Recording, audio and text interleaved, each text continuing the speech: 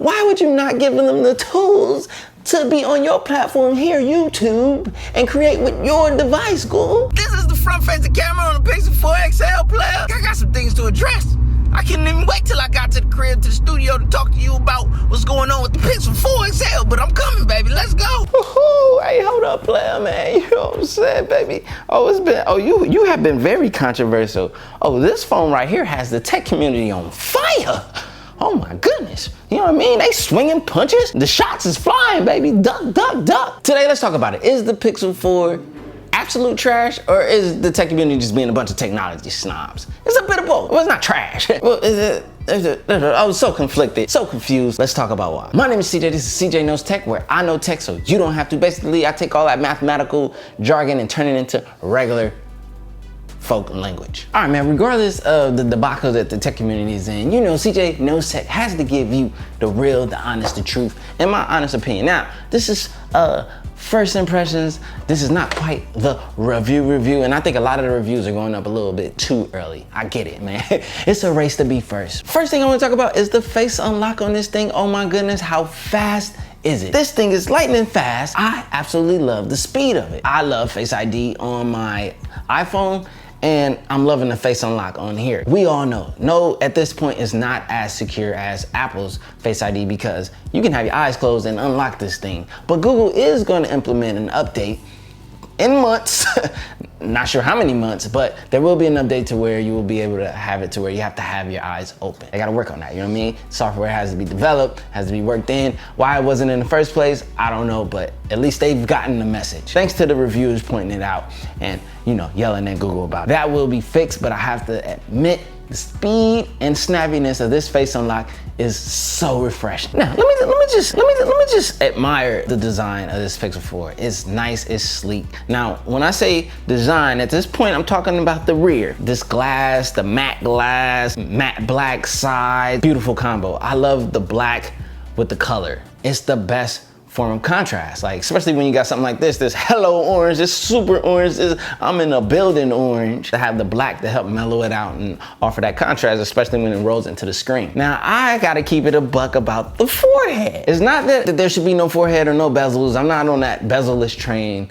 and so forth. The only thing about the bezel being so big at the top and small at the bottom, it kind of offsets the screen. It throws off symmetry. I'm big on symmetry. I'm big on things being even. So that's the only thing that bothers me. That's just like a personal OCD type of thing. It's not really necessarily anything against the design. Let's be honest, after last year's shade and jabs that were thrown for them just having a big, is that a notch? Low saggy notch on the Pixel 3 XL, I can understand why Google's like, all right, look, we're just gonna do it all the way across bezel. We're gonna throw in this radar thing up top. We're gonna do the face unlock and so forth. And I can understand, I get it. I just don't like the offset. That's just me nitpicking.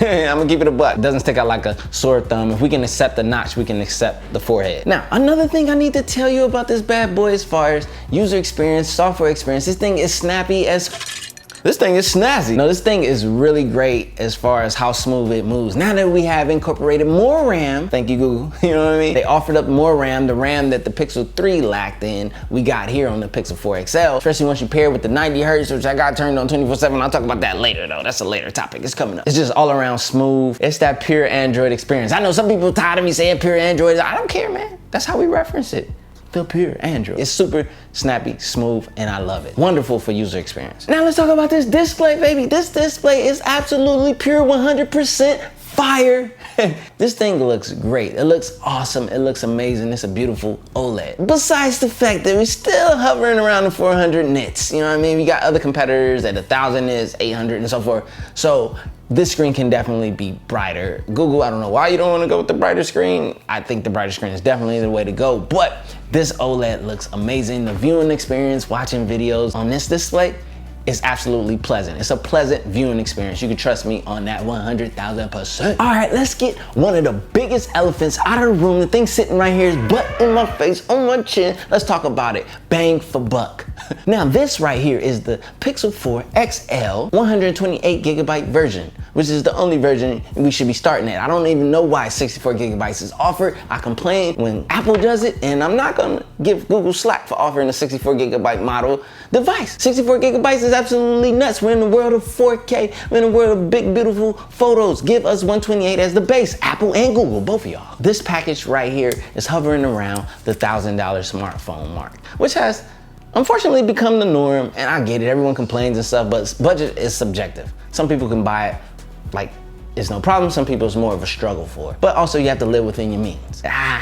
It's a pull and tug there, so I won't hark on that too bad, but we gotta point out the fact that this is hovering in that $1,000 phone mark. There are phones in this price point that offer so much more feature-wise. I got you, Google. You're a software company, software is banging, you got some things you're working on, conjuring up and all that stuff, but it's still a smartphone market where physical features definitely matter, especially at this price point. And there's phones that are cheaper that offer more features. I won't go into pointing out who has what and what's what and what features, but at the end of the day, we all know that when it comes to bang for your buck, you want to get as much, you want it to be reasonable. It has to be a reasonable exchange. So this is hovering around that $1,000 mark. There's some things more that we could have been given for that $1,000 price point. I'll keep it a buck. I would be absolutely wrong if I didn't point that out. But the real question is, does it really matter? To some, it really does. To some, it may not. Money ain't a thing to some.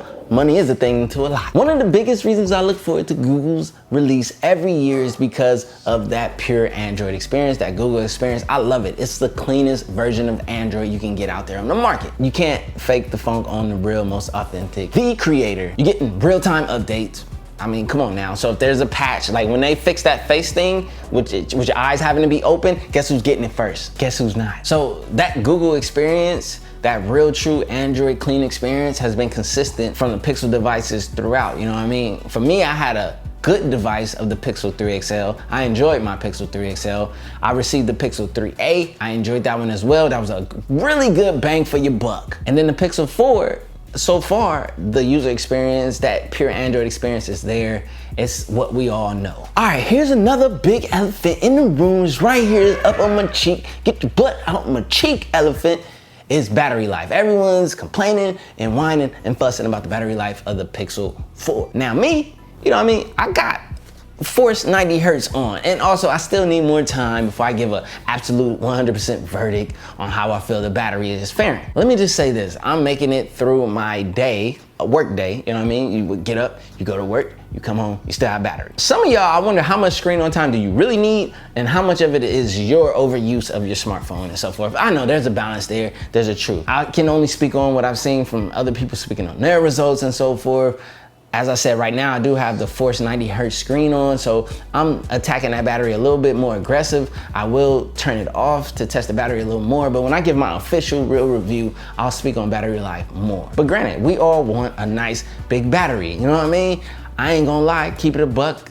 Competitors have upped their battery game, and it's wonderful to not have to charge your phone and carry around a charger, but we're also in a day and age where everyone should at least have some form of charging device with them at all times, because let's keep it a buck, man. We're addicted to these smartphones and we're using them far more than they probably were intended to be used. We also have more capabilities in them to where we will use them more because we're able to edit on them and create on them. And so that's gonna drain the battery more, and that's very reasonable. This is the day and age that we are using our smartphones for a lot more than just a phone. So the battery does need to complement the smartphone, 100%. So I'll get in on that one a little bit more after, you know, a player actually drops that real review. It's that first view, first impression, first time using it for a couple days, and I'm gonna talk about it, you know what I mean? And the tech community going crazy. Now, here is something I really wanna stress. We know, people complaining about the camera, we didn't get the ultra wide and so forth.